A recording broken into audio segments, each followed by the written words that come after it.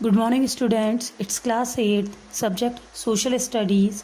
We are doing in Geography, that is chapter 2nd, Land, Soil, Water, Natural Vegetation and Wildlife.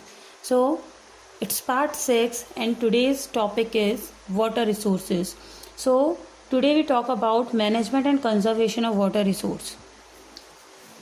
हमने ये पढ़ा कि जो water resources हैं वो किस तरह से पॉल्यूटेड होते जा रहे हैं, बहुत सारे फैक्टर्स जो हैं वो रिस्पॉन्सिबल हैं उसे पॉल्यूटेड करने में। तो अब इनका मैनेजमेंट किस तरह से किया जाए कि वाटर जो है वो कंजर्व हो सके। Some points are given. First है रिसाइकलिंग यूज्ड वाटर। अब जो वाटर है आजकल नई नई टेक्निक्स आ रही हैं, टेक्नोलॉजिकल डेवलपमेंट बहुत ज़्यादा हो गया है, तो यूज्ड वाटर को रिसाइकलिंग कर लेना भी एक इसका वे है कि इससे हम वाटर कंजर्व कर सकते हैं। और जो पॉल्यूटेड वाटर है उसे रिवर में जाने से पहले भी बहुत सारे तरह के ट्रीटमेंट्स आजकल अवेलेबल हो गए हैं, तो बड़े बड़े प्लांट्स वगैरह लगवा के गवर्नमेंट्स भी इस जग में हेल्प कर रही हैं कि ताकि क्या हो, रिवर्स हमारी कम पॉल्यूटेड हो। तो ये सारे काम जो है रिसाइकलिंग की जा रही है वाटर की। फिर है rain water harvesting. Rain water harvesting जो है एक इस तरह का सिस्टम है कि जब रेन आती है तो उसका जो वाटर है वो पाइप्स वगैरह से जो है अपना जो ड्रेनेज सिस्टम होता है उससे बह जाता है, उसका कोई यूज़ नहीं हो पाता।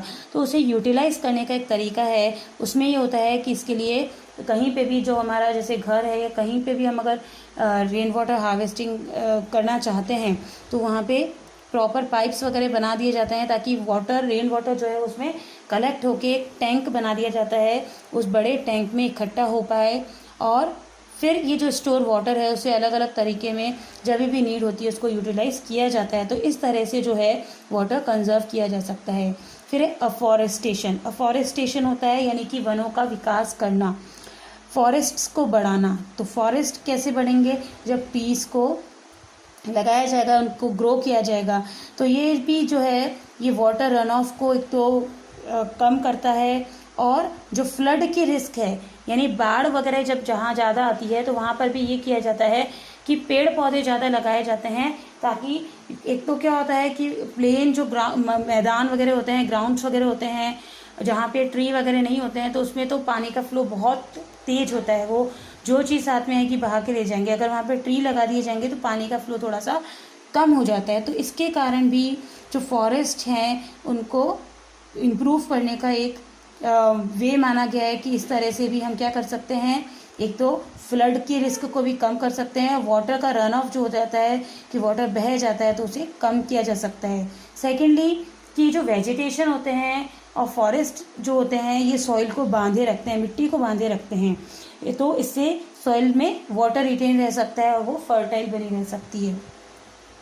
फिर है प्रॉपर इरिगेशन। अब है जैसे अगर हम फसल उगा रहे हैं, क्रॉप्स उगा रहे हैं, तो उसमें हमें इरिगेशन की रिक्वायरमेंट होगी। तो वो इरिगेशन में ठीक है, इट इज़ नेसेसरी कि पानी उसमें यूटिलाइज आ रहा है तो वो प्रॉपर किया जाए, एक शेड्यूल हो यानी कि एक तरीका हो, प्रॉपर प्लानिंग की जाए। ये ना हो कि ना किसी में क्रॉप में कम वाटर चाहिए तो we are giving so much water in that. Proper planning should be there. हमें पता होना चाहिए कि किस क्रॉप में कितना वाटर चाहिएगा।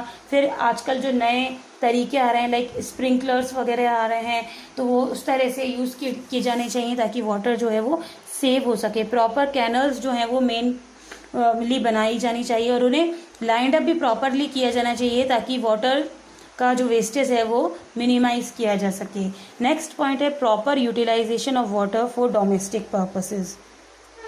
हम जो घर में वाटर यूटिलाइज़ कर रहे हैं वो भी इकोनॉमिकली यूटिलाइज़ किया जाना चाहिए। जो पाइप्स के लीकेजेस वगैरह हैं उन पर ध्यान रखा जाना चाहिए। वाटर को रीयूज़ किया जाना चाहिए। आरओ का जो वेस्ट वाटर होता है उसे प्लांट्स में या फिर अदर जो चीज़ें हैं उनमें यूटिलाइज़ किया जाना चाहिए।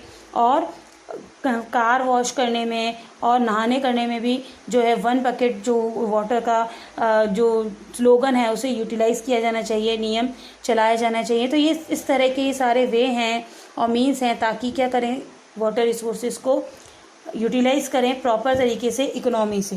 So that's all for the day. Thank you.